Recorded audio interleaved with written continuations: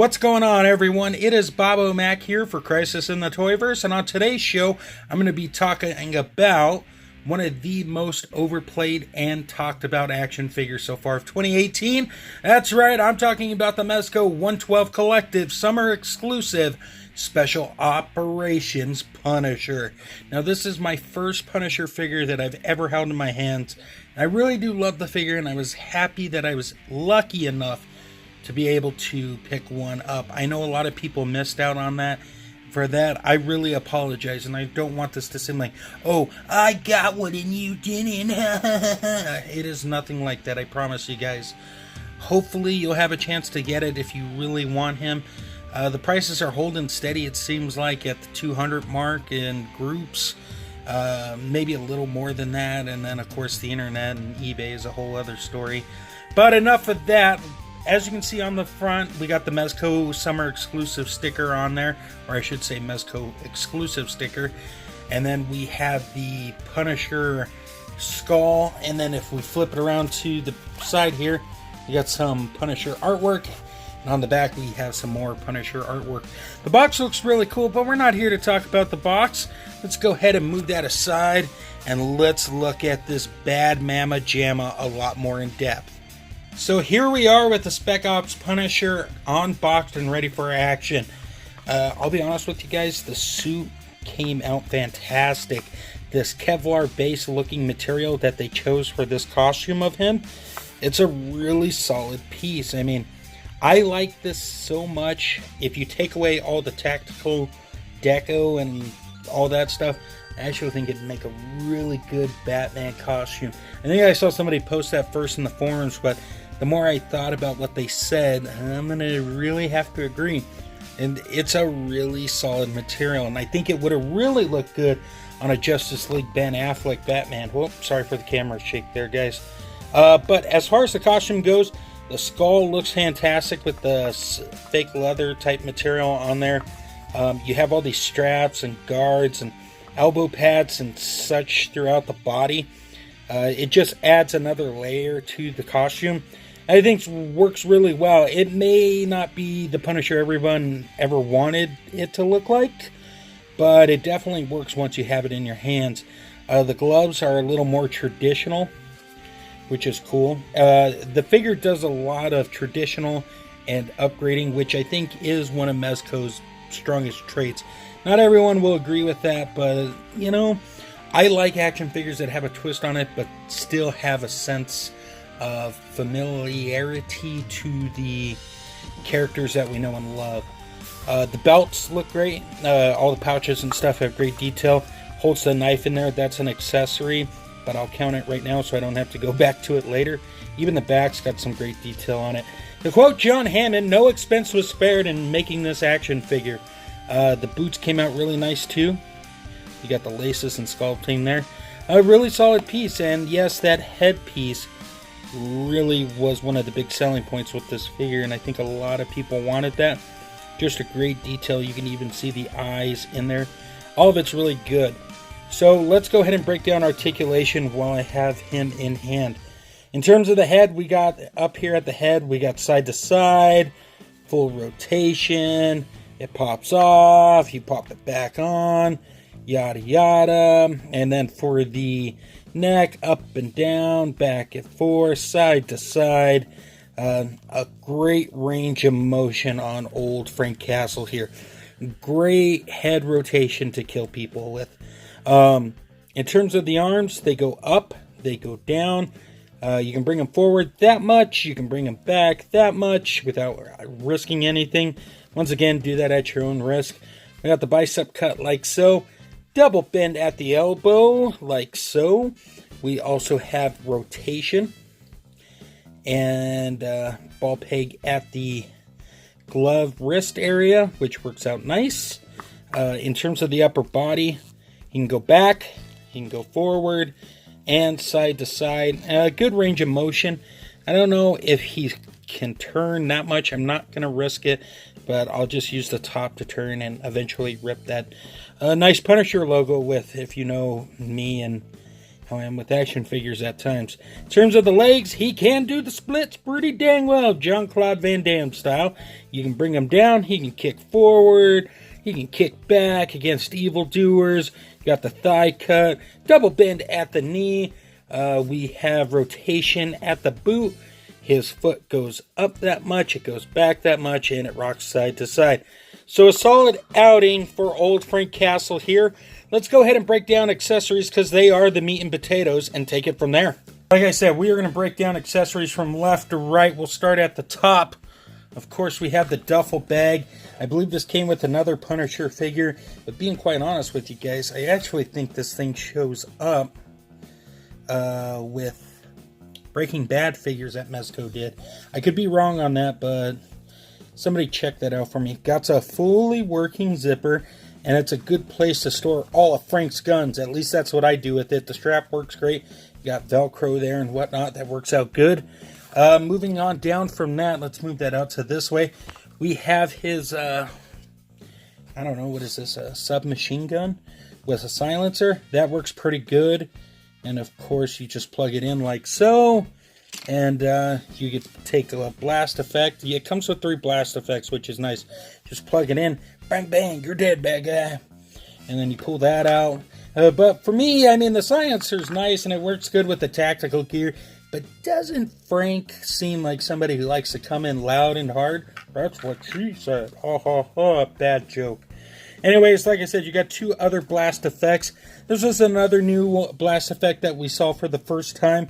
The 3 bullets coming out. This works great, I think, and bestly, if that's even a word, with the minigun here.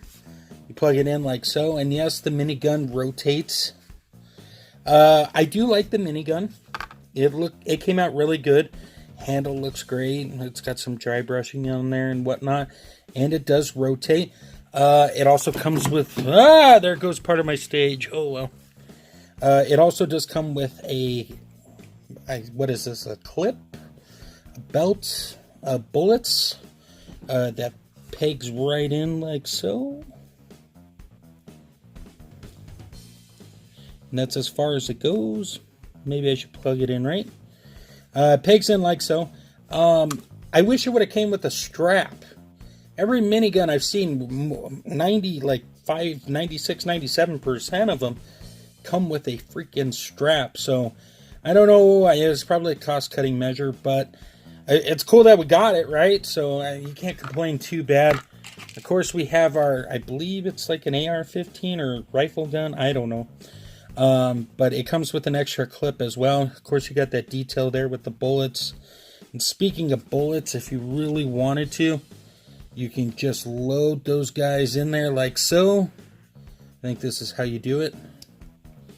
And then, voila, you got the bullet in there. It comes out like so. So those came out good. Of course, we got a handgun. Looks like a handgun. It also does have a removable clip. And I've actually never tried to get this clip out. Voila. Now I'll probably lose it. You know what all these accessories mean for me? All crap that Bobo's going to lose 6 months from now. And then I'm going to really be crying trying to replace them. He also comes with 4 grenades, and of course, my camera's not picking that up. The grenades came out pretty nice. Those are pretty cool. And then we have the bazooka. I believe this came with Deadpool. I'm pretty sure almost every other reviewer said the same thing. That's pretty nice. Hopefully one day we get some effects for these, because that would be really cool. And we got lots of hands. We got open hands to choke people with. We got hands to smash people's faces with. We got trigger hands to shoot people with. And then we have a relaxed hand or a holding hand to help Frank shoot even more people with. And then we have a facial expression to show Frank's rage when he's killing people. And then we have a more relaxed Frank while he's plotting to hurt people. So all in all, it's a lot of accessories. I'm not going to lie with you guys. I'm going to go ahead and clean these up. Oh, I almost forgot the traditional Mezco items. We have the Punisher display base. We have the flight stand arm to help you get them in dynamic poses. And we got the Mezco 112 drug bag. I'm kidding. It's just a good place to store everything. So let me clean this up and do a quick size comparison and give you my final thoughts. Alright guys, for a quick size roundup, here we are. 1, 2, 3, let's do that again. Alright guys, here we are with our size roundup. In the back, of course, we have a more somber Frank Castle. To his left, we have a Mirror Spock. And of course, we have the PX Deathstroke. But wait, what is that? Yes, that is the tactical head on him, which works out great if you want a tactical Deathstroke, or if you want crossbones. This seems to be the thing that everybody's doing with the head, if they have the PX Deathstroke. Personally, it does look cool, but I'm not going to display it like this. I just wanted to show everyone.